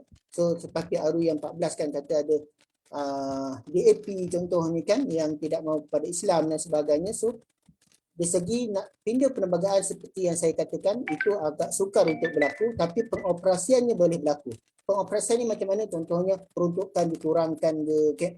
Jadi lagi pelantikan pegawai-pegawai agama, itu mungkin boleh berlaku. Dan pengoperasiannya boleh berlaku sepanjang pemerintahan sesuatu kerajaan itu. Itu yang saya rasa ada betul orang yang risau tentang Islam tergugat, dan ada yang tak betul. Dia betul kalau dari segi pengoperasiannya, yang tak betul dia rasa tergugat adalah nak menghapuskan peruntukan yang ada dalam perlembagaan itu memang tidak boleh dilakukan. Itu tidak betul lah. Tapi dari segi pengoperasiannya itu boleh berlaku kan. Okay. So saya rasa bagaimana nak selesaikan konflik perlembagaan itu melibatkan Islam. Okay. Kita ada literasi perlembagaan lah dari segi penulisan, kajian. Ini dah akhir Dr. Jamsari. Okay. Penulisan kajian modul latihan memasyarakatkan perlembagaan ini yang kita buatlah usaha ni supaya masyarakat faham kan semangatnya. Okay. Kontrak sosial itu apa? Buku soal jawab perlembagaan, okay. Hayati konsep kontrak sosial tadi, diskriminasi perlembagaan, konvensyen perlembagaan, falsafah keseimbangan. Ini yang perlu kita lihatlah. Ini antara tulisan saya lah yang berkaitan dengan Islam dan Melayu dalam perlembagaan yang diterbitkan oleh Berita Harian lah. So boleh lihatlah. Ada yang dapat secara online dan ada yang tak dapat secara online lah. Ini antaranya lah. Okay, saya rasa itu saja Dr. Jamsari perkongsian saya tentang memasyarakatkan Islam dalam perlembagaan. So, terima kasih atas komitmen semua untuk berkongsi pandangan kalau ada ataupun soalan untuk sama-sama kita boleh berbincang lah. Terima kasih Dr. Jamsari. Assalamualaikum warahmatullahi wabarakatuh. Waalaikumsalam warahmatullahi wabarakatuh. Terima kasih banyak Prof. Madya Dr. Nazri atas perkongsian yang sangat menyeluruh dan mencakupi semua aspek. So mungkin sementara saya pun ada satu soalan ni, tapi untuk permulaan lah. Mungkin Dr. Nazri boleh memberi cadangan ataupun bagaimana agaknya cara kita nak memahamkan masyarakat tentang perlembagaan ni, selain daripada kalau di UKM ni bolehlah ambil kursus Dr. Nazri kan, masyarakat dan perlembagaan. Tapi kalau di luar sana dengan pihak-pihak yang terlibat, pihak berkuasa, pihak pemerintah, masyarakat banyak dan sebagainya, macam mana kita nak dapat memahami perlembagaan ni, insyaAllah. Terima kasih Dr. Jamsari atas pertanyaan tu. Saya rasa kena ada literasi perlembagaan lah. Okay. Konsep literasi perlembagaan dan memasyarakatkan perlembagaan. So, literasi perlembagaan ni maksudnya kita kena sebar luaskan lah penulisan, kan? Penulisan, kajian, kan? Buku soal jawab tentang perlembagaan yang bersifat layman lah, yang bukan bersifat teknikal undang-undang kan. So, keluarkan istilah jargon tu kan. Mana Fede, Habercrofters yang orang tak faham kan, itu saya rasa kena keluarkan. Dan memasyarakatkan perlembagaan dan literasi perlembagaan itu satu konsep yang menarik. Dan ini kalau dihayati, so khususnya pembuat polisi, masyarakat akan faham lah. Itu melalui pembacaan, okay? Penulisan kan. Penulisan di akhbar itu saya rasa sangat baik Dr. Jamsari, sebab dia dibaca oleh masyarakat kan. Berbanding kita nak terbit dalam jurnal Q1 kan, hanya dibaca dalam bidang mereka lah kan, contohnya lah kan. So kalau kita terbitkan memasyarakatkan perlembagaan tentang Islam dalam perlembagaan, dia dibaca oleh berapa ratus ribu rakyat Malaysia contohnya kan. Mungkin berjuta, dan itu mungkin mengubah persepsi masyarakat tentang perlembagaan lah. Itu yang saya rasa sedikit sebanyak sedikit banyak konflik tentang perlembagaan itu dapat diatasi lah. Terima kasih Dr. Jamsari. Kalau saya boleh menjawab itulah. Okey, baik, terima kasih. Kita dah ada satu soalan dalam chat ni. Sementara itu yang lain nanti boleh ambil mikrofon selepas saya baca ni. Pertanyaan daripada Muhammad Razlan, PM Doktor, boleh jelaskan mengenai status kewarganegaraan rakyat Malaysia yang ingin memiliki kewarganegaraan negara lain dan proses perlucutan kewarganegaraan. Ini soalan immigration ni. Tuan Nazri, boleh jawab? Itu bukan tak apalah, itu bukan dalam perbincangan topik kita lah, tapi tak apalah. Saya rasa kita dalam perlembagaan jelas mengatakan kalau ada dua kewarganegaraan, kita kewarganegaraan negara Malaysia adalah terlucut dengan serta-merta lah. Secara automatiknya dia terlucut, hak dia sebagai warga negara so akan terlucut lah. So kalau dia memiliki dua kewarganegaraan dan pada masa yang sama memohon kewarganegaraan yang lain, itu akan terlucut lah. So tak ada, maksudnya kalau kita nak jadi rakyat yang setia, warga negara yang setia, so itu perlulah kita setia kepada negara kita, setia dengan apa saja peruntukan yang ada dalam perlembagaan, sebab itu telah menjadi undang-undang tertinggi bagi negara kita lah, Dr. Jamsari. Baik, sebelum saya baca soalan selanjutnya, saya nampak ada tangan diangkat ni, Abdul Razak Alin. Mungkin nak tanya saudara ataupun siapa ya? Tuan Prof ke Doktor ke? Abdul Razak ni, Abdul Razak bin Alin. Nampak tangan diangkat. Oh, tak ada soalannya. Agaknya suka dia angkat tangan, suka dengar. Okey, baik. Saya baca ada soalan seterusnya daripada chat ni. PM Doktor, saya mahu menunjukkan soalan. Oh, siapa saya ni sekejap Namanya daripada Aidil Azizi Kenapakah masih ada lagi golongan dalam masyarakat kita masih tidak akur dan tidak ikut sistem perlembagaan persekutuan ini? Adakah golongan ini boleh dianggap sebagai warga negara Malaysia? Oh, maknanya macam mana dari sudut apa citizenship dia tu, dari sudut kewarganegaraan ni? Sila Doktor. Okey, pertama saya rasa setiap orang berhak untuk berbicara kan. Setiap orang berhak untuk menyuarakan pendapat kan. So dan dia bertanggungjawab atas pendapat yang dikeluarkan. Itu satu yang dijamin dalam perlembagaan. Okay? Tapi kalau dia menyentuh tentang isu-isu yang sensitif dan sebagainya, so ada akta hasutan. Dulu ada ISA kan, Internal Security Act kan yang mengawal kan. Tapi sekarang ni tak ada, dah dimansuhkan dan ada akta hasutan dan itu dia betul bertanggungjawab lah. Okay? Saya rasa dia tidak melibatkan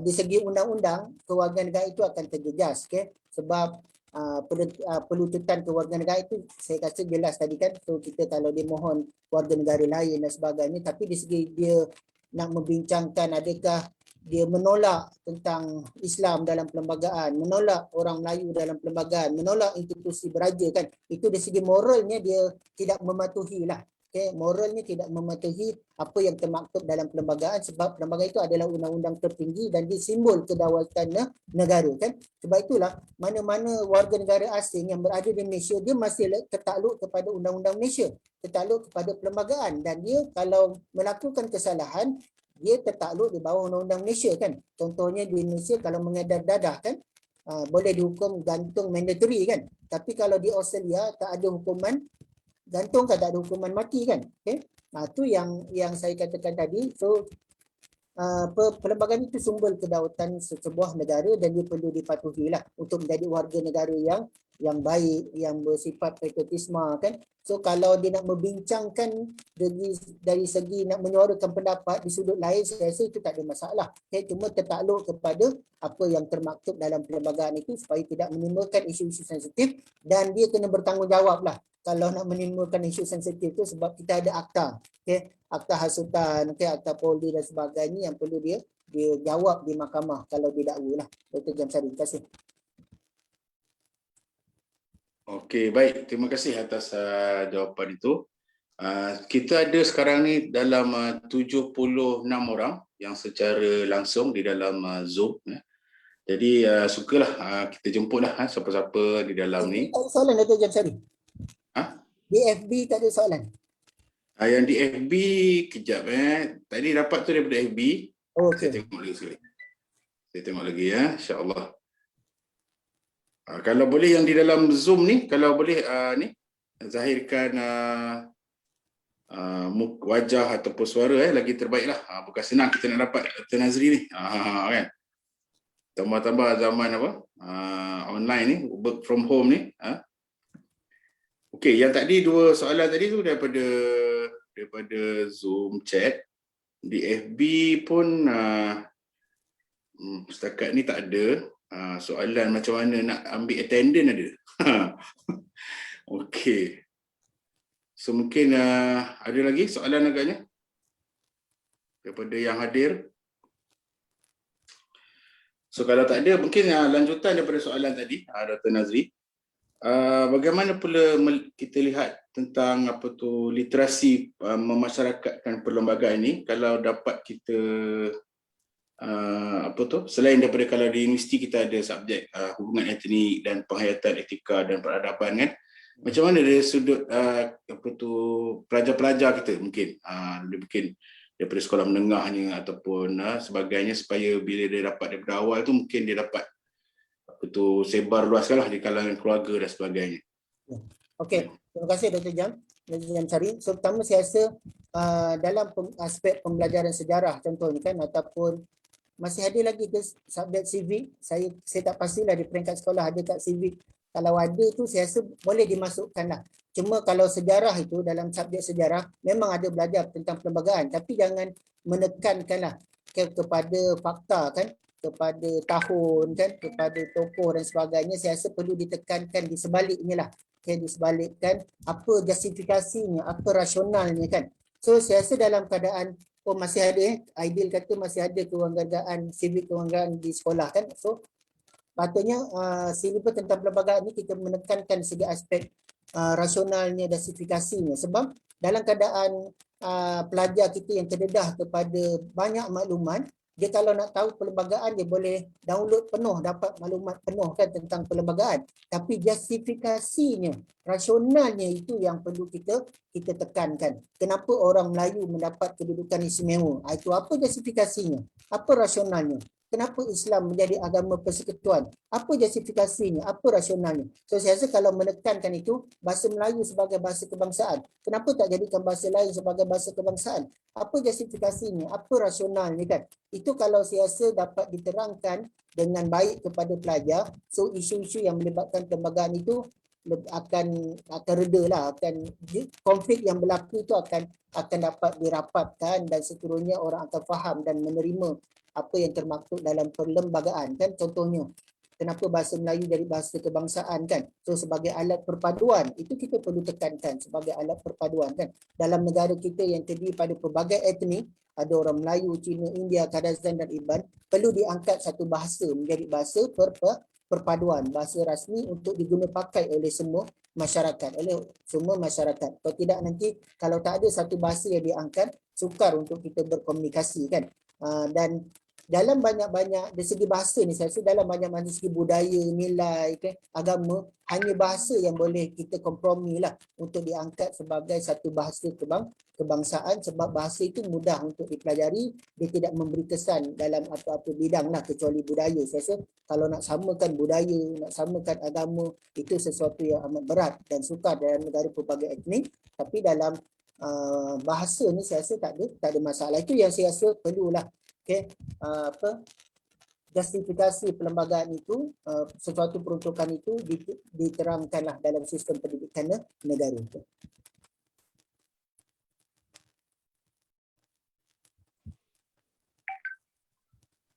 Assalamualaikum, Dr. Nazri. Assalamualaikum. Dengar tak Dr. N here? Okey, ya, Dr. Saya nak tanya, macam sekarang ni banyak isu macam cabaran lah kita hadapi kan untuk memartabatkan atau memperkasakan penghayatan perlembagaan kita ni kepada semua orang kan. Keadaan sosial di Malaysia ni macam cabaran dia tinggi kan. Jadi boleh Prof Madya Dr. Nazri terangkanlah cabaran kita, apakah maknanya daripada media sosial dan sebagainya tu kan. Dan juga persekitaran sekeliling kita ni, macam mana kita nak adapt, macam mana kita nak hadapi cabaran tersebut, dan apa pandangan Prof untuk mengatasi lah, ataupun kita boleh kata menambah baik lah kan cabaran tersebut. Okey, terima kasih. Dr. Nur Raihan atas pertanyaan. Saya rasa satu yang menarik kan, sebab isu-isu perlembagaan ni banyak dibangkitkan dalam media sosial khususnya kan. Okey. Satu saya rasa pertama kita kena akui lah sebagai negara demokrasi, okey, mengamalkan konsep demokrasi, perbezaan pendapat itu tidak boleh dielakkan. Setiap orang ada suara untuk setiap orang ada hak untuk menyuarakan pendapat masing-masing kan. Selagi tidak bercanggah dengan undang-undang, dan dia kena ada responsibility lah terhadap apa yang dibicarakan, terhadap apa yang dituliskan. Itu perlu ada lah, itu kena ingat. Okay?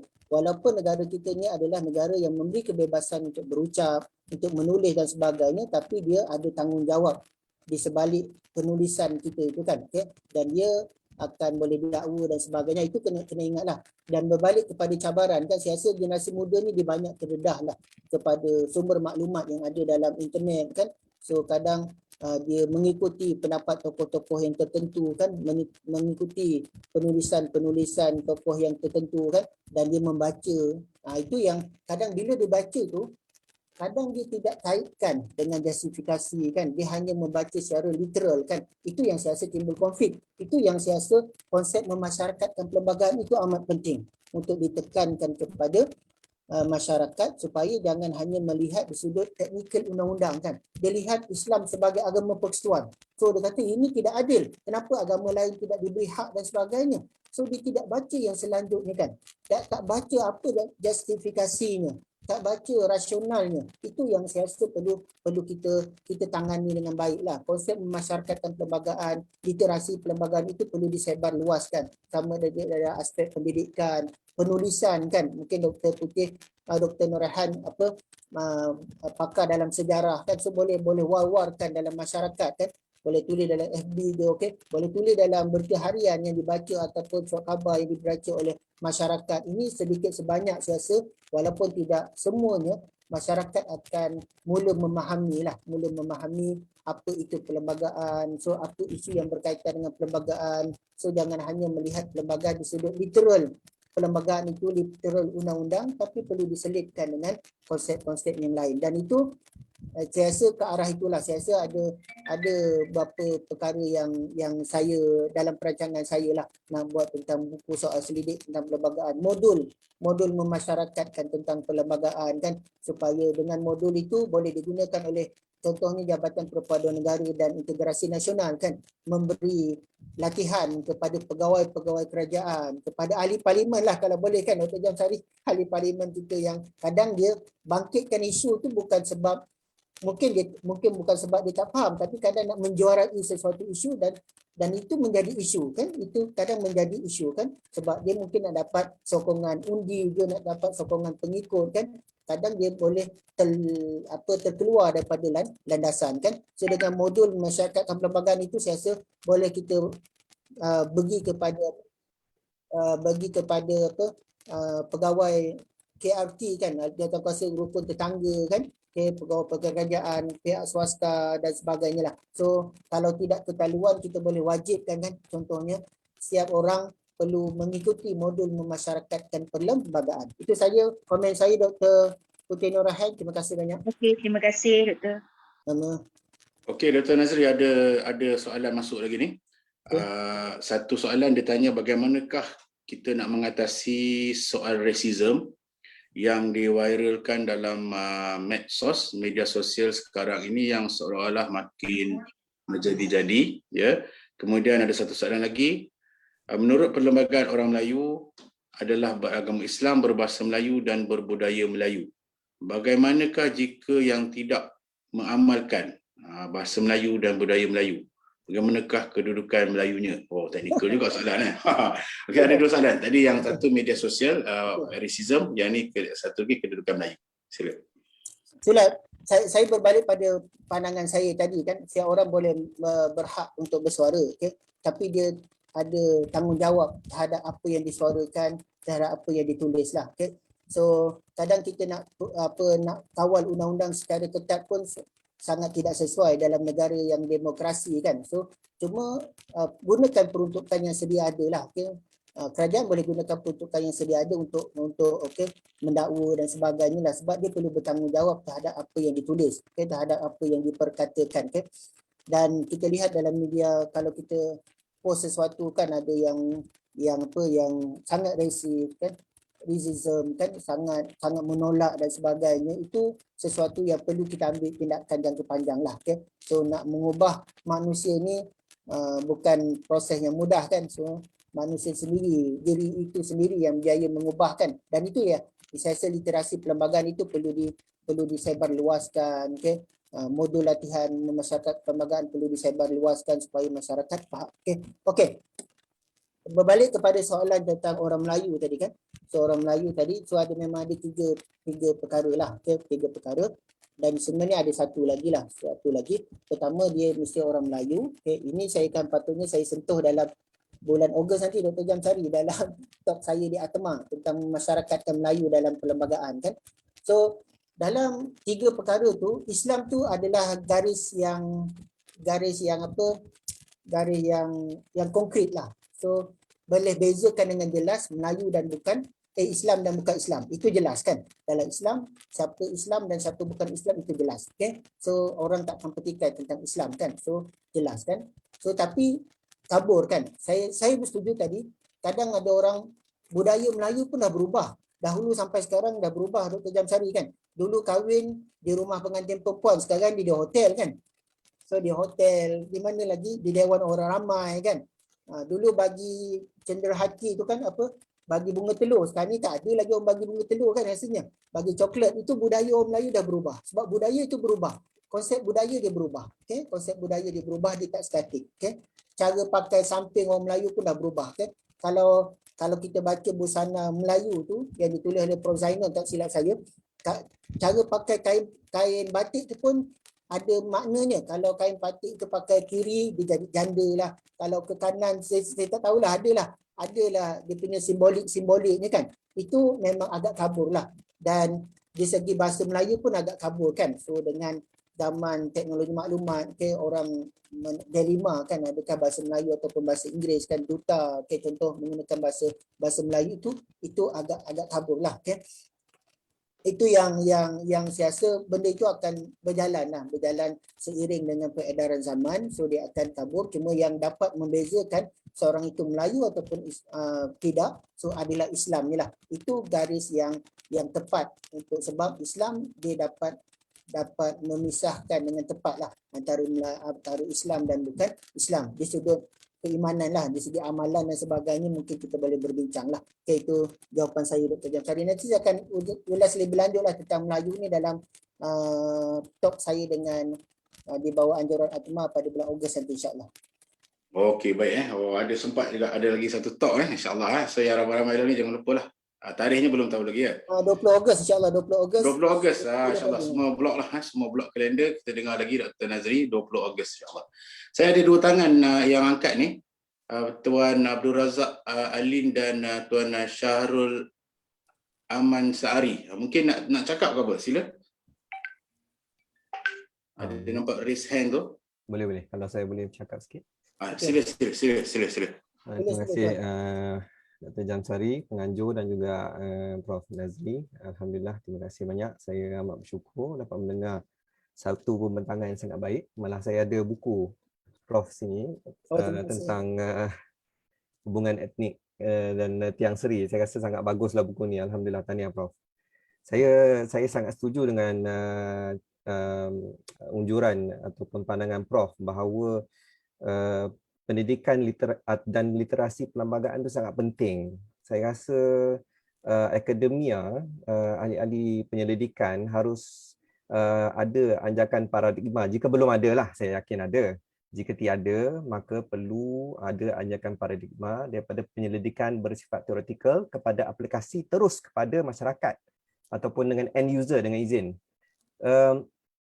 Maka harus bergerak terus kepada akar umbi kerana rakyat kita tak faham. Cuma saya nak unjurkan Prof kalau boleh lah. Ada dua soalan, jika boleh bagi sedikit pencerahan lah. Prof dah cerita panjang lebar tentang status quo, apa yang sedia ada dalam perlembagaan dan juga akta berkenaan dengan status Melayu dan sebagainya dengan perpaduan dan sebagainya. Tapi ya Prof, saya nak tanya, kalau ada ruang untuk diperbaiki dari segi akta dan perlembagaan berkenaan dengan perpaduan dan hubungan etnik, apakah buah fikiran Prof tentang perkara ini? Itu yang pertama. Yang kedua, saya ingin bertanya mungkin agak sensitif sedikit tentang Convention Antarabangsa. Convention antarabangsa, apakah pendapat Prof tentang convention antarabangsa yang cuba nak diratifikasikan, contohnya tentang ICERT, CEDAW dan sebagainya, adakah percanggahan dengan perlembagaan yang sedia ada? Itu soalan saya. Terima kasih banyak Prof. Terima kasih banyak. Terima kasih Saudara Syahrul. Syahrul daripada mana Syahrul? Kalau boleh saya tahu. Saya daripada Ikram Prof. Kira mungkin baik. Terima kasih Syahrul. Okey. Saya rasa pertamalah saya rasa ruang yang perlu diperbaiki lah dari segi perpaduan yang melibatkan isu-isu dalam perlembagaan usul yang melibatkan Islam ni kan.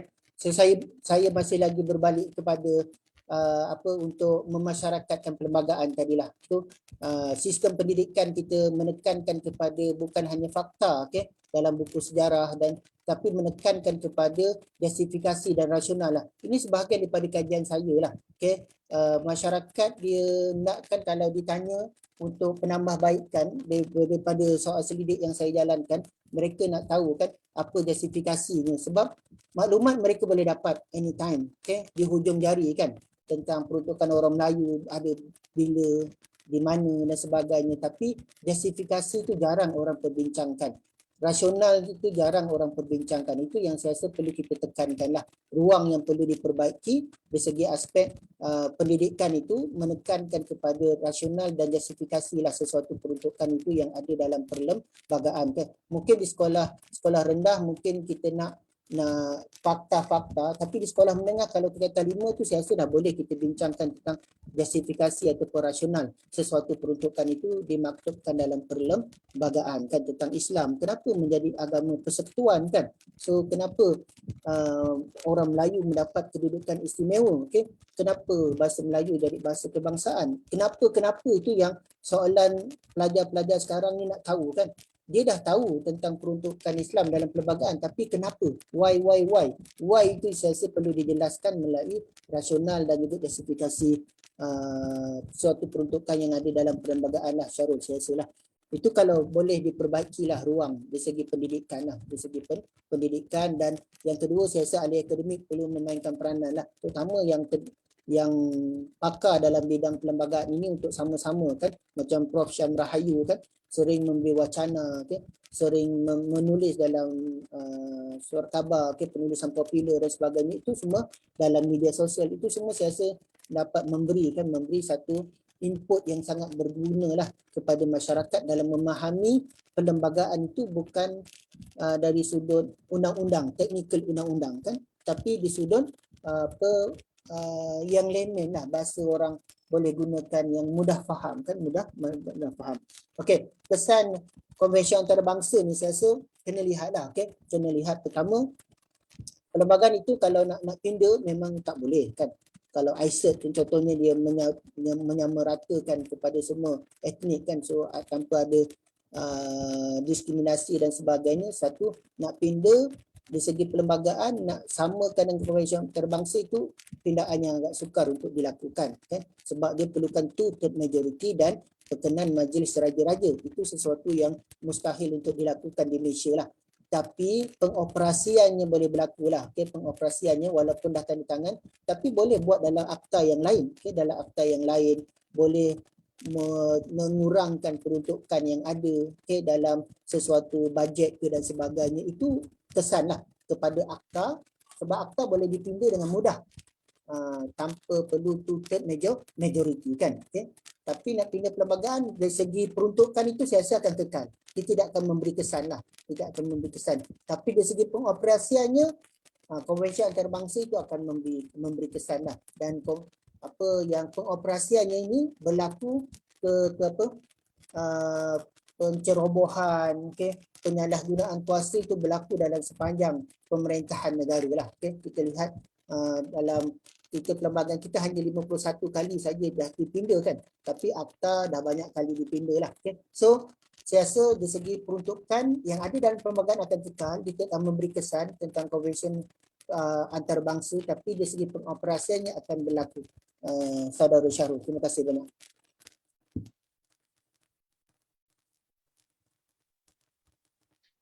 Baik, terima kasih banyak Tuan Syahrul Aman atas soalan dan juga penjelasan daripada Prof. Dr. Nazri tadi. Saya tengok chat dah, semacam ada lagi ni. Kejap. Okey, tak ada. Saya nampak ada tangan lagi ni, Tuan Abdul Razak. Mungkin sila kalau nak bercakap ataupun nak bertanya terus.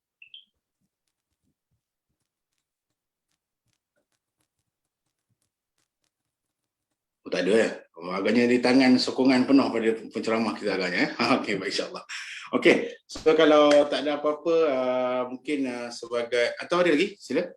Tak ada. Okey, kalau tak ada apa-apa mungkin sebagai penggulungan ataupun penutup lah dan harapan mungkin daripada Prof. Dr. Nazri kita, insya-Allah. Terima kasih Dr. Jamsari. So pertama saya rasa kita kena gerakkan lah, okay? Gerakkan apa yang dikatakan memasyarakatkan perlembagaan dan literasi perlembagaan itulah, supaya masyarakat faham perlembagaan itu bukan hanya dari sudut teknikal undang-undang semata-mata, tapi kena lihat dari segi sejarahnya, okay? Kena lihat dari segi ekonomi politiknya, okay? Budayanya kan, etniknya kan. So kena lihat perkara tersebut supaya masyarakat faham, dan justifikasi lah rasionalnya perlu itu dilihat, diberikan kepada masyarakat supaya at least isu-isu yang berkaitan dengan perlembagaan itu sedikit sebanyak dapat diatasi. Nak elakkan sepenuhnya mungkin tidak akan berlaku lah, sebab kita manusia pun berbeza pendapat kan. So tak ada, seorang tengok huruf 6, seorang tengok huruf 6 tu nombor 9, seorang 6 kan. So akan berbeza lah, selama-lamanya akan berbeza. At least diorang itu dapat dikecilkan, at least tidak mengganggu lah keharmonian rakyat, ketenteraman rakyat dalam menghadapi isu-isu yang berkaitan dengan perlembagaan. Terima kasih Dr. Jamsari, itu saja daripada saya. Terima kasih banyak. Dan terima kasih semualah kepada siapa yang sudi mendengar talk saya ni, harap ada manfaatnya dan kita boleh diskusi insya-Allah pada 20 Ogos nanti tentang memasyarakatkan Melayu dalam perlembagaan. Itu lagi tentang Melayu lah, insya-Allah.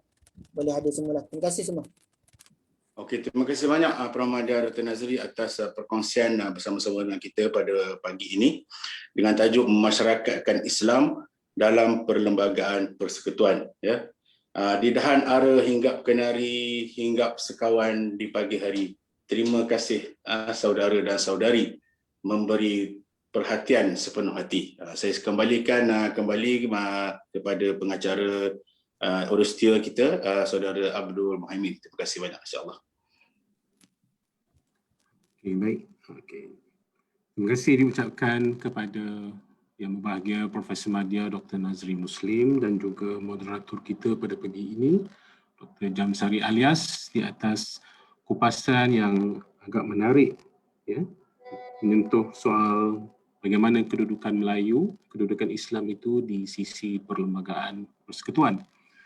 Dan di sini kami ingin mengambil kesempatan untuk menzahirkan penghargaan kepada ahli panel kita dan juga moderator di atas kupasan tadi. Begitu juga kepada pengarah ATMA, seluruh jawatan kuasa dan peserta yang telah sama-sama mengikuti program bicara kita pada pagi ini. Dan insya-Allah kita akan menyusul kelak dengan program bicara siri yang kelima yang akan dimaklumkan kelak. Dan sehubungan dengan itu, para peserta yang ada masih ada lagi ke yang ada masalah untuk akses kepada borang kehadiran, ya?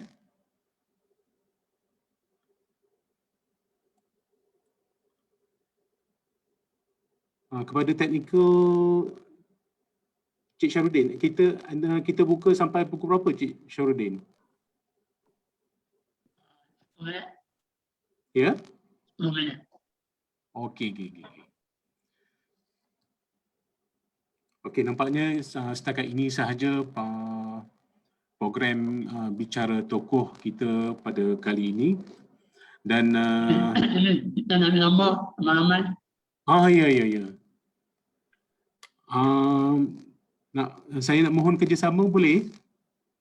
Boleh appearkan appearance masing-masing untuk sesi fotografi.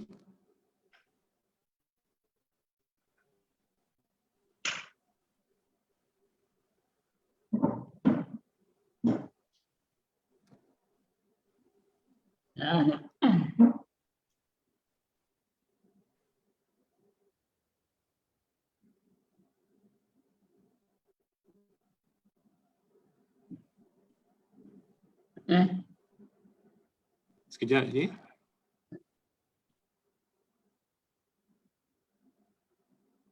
Ya, 1, 2, 3.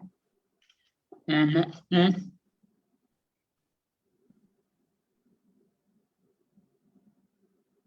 And